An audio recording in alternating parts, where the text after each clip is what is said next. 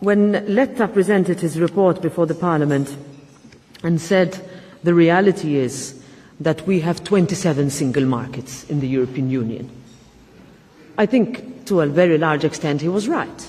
And we've been mentioning both in our comments but also in the responses to your questions as to how it is so much easier, of course, to go down the protectionist route, inward-looking rather than outward-looking with your neighbour that can really be a partner, which is the fundamental nature of the single market. So last year we celebrated 30 years of the single market. We had this report, and there was an interview this morning with Enrico Letta, which I read, where he said, essentially, because of the past few months and the turmoil we've experienced, we have, in a way, taken our attention off what should be a primary aim of this mandate. I think he's right as well. I would say, however, and this is a question that would come in any interview that I give, as to whether we are seeing a renewed push towards intergovernmentalism, etc., in the Council. It's not new. I sit around the Council table, and it is clear to me, just like it was clear when I used to work in the Council 20 years ago, that if you represent a country, you're going to go there and say, listen, I come from Germany, and therefore this is the interest of my German industry, my German people.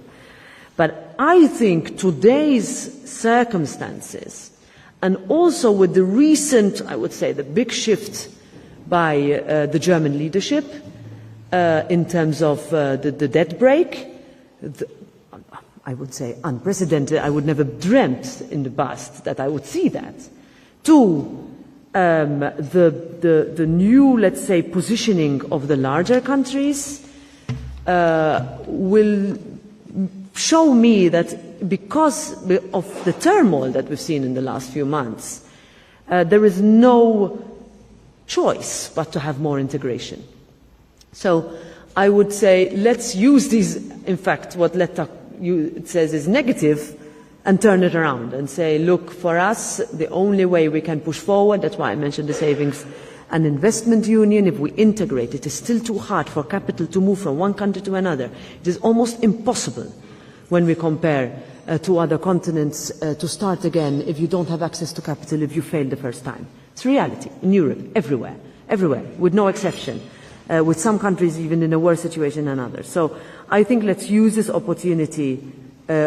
Let's turn this very long and, let's say, protracted period of quite a lot of turmoil into an opportunity we don't lose. Thank you very much.